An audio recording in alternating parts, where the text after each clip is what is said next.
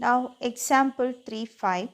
A network of resistors is connected to a 16 volt battery with internal resistance of 1 ohm as shown in figure. Compute the equivalent resistance of the network. Obtain the current in each resistor and obtain the voltage drops VAB, VBC and VCD. This question is really simple. Let's see how to do it. First question is to find the equivalent resistance of the network. Equivalent resistance means you can see 1 ohm in series with this 16 volt. What is that 1 ohm actually? That is the internal resistance of the cell. Okay, so in the external circuit only this many resistors are included. So your first question is to find the equivalent resistance of this circuit. That means between A and D, what is the equivalent resistance? That's what you have to find first. Okay, so let's see how we can. Now let's start from A. Between A and B, two resistors are connected in parallel. And you can see that each resistor is 4 ohm and they are connected in parallel.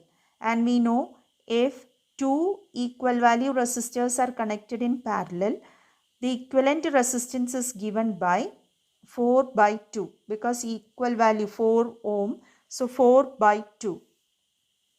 So there is equivalent resistance of this AB, that means between A and B, that is 2 ohm. Okay. Now in that means this 2 ohm will be in series with the 1 ohm. Okay. Now here again you have a parallel combination of 12 and 6. You know 1 by R is equal to 1 by R1 plus 1 by R2 for parallel combination. So here they are not equal. So we have to find. So when we find the equivalent resistance, you can use the equation R1 R2 divided by R1 plus R2. So what it will be R1 R2, that is 12 into 6 divided by 12 plus 6, that is 18. So it will be 72 by 18, that will be 4. That means the resistance of the equivalent resistance of this circuit is 4 ohm and this circuit has resistance 2 ohm. So when we replace this parallel circuits, we will have a simplified circuit, that is 2 ohm resistor, then 1 ohm resistor, then comes 4 ohm. 2, 1, 4. So the three are connected in series. Like that, the equivalent connection will come between the 2 points A and D. So what will be the equivalent resistance of this series combination? 2 plus 1 plus 4, that is 7 ohm. So the equivalent resistance between A and D is 7 ohm. Hope you followed. Now coming to the next part, that is obtain the current in each resistor. So to find the current in each resistor, first of all we should find the total current drawn from the cell. So here cell is of EMF 16 volt and internal resistance 1 ohm. And in the external circuit the resistance is 7 ohm. So what will be the total current flowing through the circuit? Current flowing through the circuit, we know I is equal to epsilon divided by R plus R, or here simply 16 divided by total resistance. So epsilon we mean 16 volt divided by R plus R. External resistance is 7, internal resistance is 1. So 7 plus 1, 8. 16 by 8 is what? 2 ampere. So what is the current drawn from the cell? It draws, that means the circuit draws a current 2 ampere from the cell. Okay. Now when you're asked to find current in each resistor. So through each resistor we need to find the current. So that 2. So here what is that current? 2 ampere. This 2 ampere current is flowing. Now when it reaches the point A, that current splits into 2. That means through 4 ohm and 4 ohm the current has to split. Since here the resistors are of equal value, the current will be divided equally. So when 2 ampere current, when it gets divided equally through each 4 ohm resistor, what will be the current flowing? 1 ampere each. Are you getting? Okay, so the total current reaching the point A is 2 ampere. Then reaching there, it is a junction between two connections, no? So the current will be splitting into 2. And how can you say that it is divided equally? Because the two resistances are equal. So since the two resistances are equal, the current will get splitted equally through both the resistors. Okay. Now reaching at B, again the current will join and again 2 ampere current will be flowing through 1 ohm. So through each 4 ohm, 1 ampere current flows. Through 1 ohm resistor, the current flowing is 2 ampere. Now that 2 ampere current reaches the point C. So reaching the point C, there also there are two resistors connected in parallel. So at C, the current will get splitted, but here current will not get splitted equally because the two resistances are not equal. The two resistance values are different, so current will not get splitted equally. Now how the current gets splitted? There is a shortcut to find how the current is getting splitted. Listen, you know current is inversely proportional to resistance. What do you mean by that? Higher the resistance, lesser will be the current flowing through it.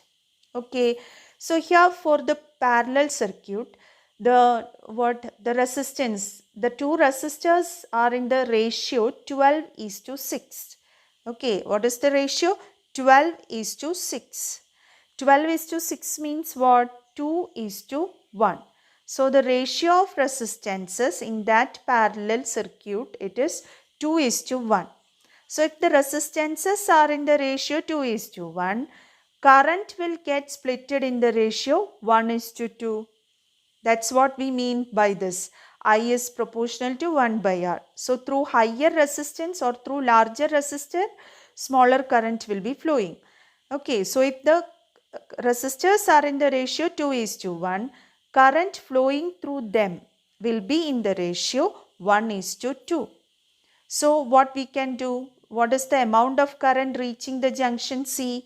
At junction C, current reaching is 2 ampere.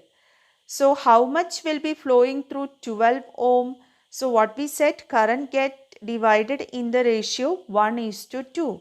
So through 12 ohm, the current flowing will be, that is the total current into 1 by 3, or the current flowing through you understood, no? 1 by 3 how it comes? 1:2, no? So 1 through 12 ohm, one part will be flowing through among the three parts. So 1 divided by 1 plus 2, that is 1 by 3.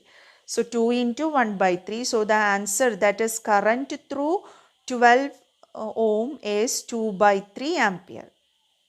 Okay. Likewise, what will be the current through 6 ohm?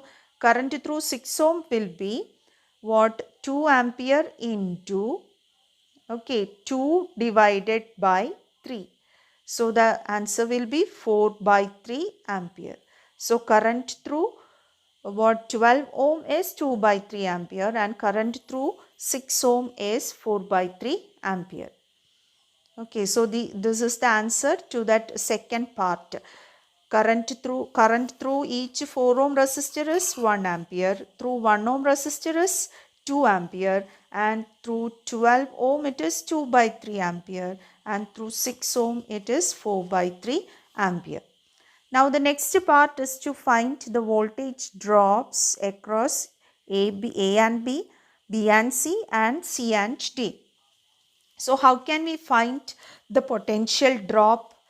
So potential drop between A and B, between these 2 points will be, you know, as per Ohm's law, V is equal to IR. It is very simple. What is the current in that AB? That into the effective resistance there. Here what is the effective resistance? 2 ohm. And what is the current? 2 ampere. So potential drop will be 2 into 2, that is 4 volt. So VAB is 4 volt. Then here through 1 ohm, so what it is, 1 into the current through 1 ohm, it is 2. So 1 into 2, that is 2 volt again. Here it is 2 volt, and here what it is. Here the equivalent resistance we got to be 4 ohm. That 4 ohm into current, it is 2. So it is 4 into 2, that is 8 volt. Now coming to voltage drop across CD, either we can do like total current into effective resistance. So total current is 2 ampere. So 2 ampere into effective resistance in that circuit, it is CD. Between CD it is 4. So 2 into 4 you will get as 8 volt. Or otherwise for through each resistor, no, you know the current, that current into that resistance will give you the same potential difference. So you can see here, that is 12 ohm into that 2 by 3, that is 8 volt, like that you can find. So anyway you will get it to be 8 volt. So through first parallel circuit it is 4 volt, second, that is 1 ohm, it is 2 volt. Now here it is 8 volt. So that is the answer to that third part of the question. Potential differences across terminals of a cell were measured against different currents flowing through the cell. A graph was drawn which was straight line ABC as shown in figure. Determine from the graph EMF of the cell, maximum current obtained from the cell, and internal resistance of the cell. So this is the graph. From this graph, so along x-axis you have current and along y-axis you have potential difference, and from this graph we have to find the EMF of the cell, maximum current obtained from the cell, and internal resistance of the cell. So from this at a glance we can find out the EMF of the cell. You know how? You know the definition of EMF is the potential difference, terminal potential difference when no current is drawn. So from the graph you can find the potential difference V at I equal to 0. So when I is equal to 0, what is V? V is this value, this particular value. When I is equal to 0, V is how much it will be? Between 1.6 and 1.2. So it will be 1.4 volt. So EMF of the cell will be 1.4 volt. Okay. Then it is asked internal resistance of the cell. So how will we get internal resistance? You can take any other given point on the graph. Suppose we take this point B. There the potential difference is 0.8 and current is 0.12 and EMF we already obtained 1.4. So you can use the equation V is equal to epsilon minus IR. Okay, so what is V? V is 0.8, that is equal to epsilon is 1.4 minus I into R. I is 0.12. That into internal resistance is what we have to find. So just to rearrange the equation and obtain R. That's what you need to do. So internal resistance R will be 1.4 minus 0.8 divided by 0.12 you will be getting. So solving this you will get it as 5 ohm. Internal resistance is 5 ohm. Okay, you can use any other method also. Now next question is to find what maximum current drawn from the cell.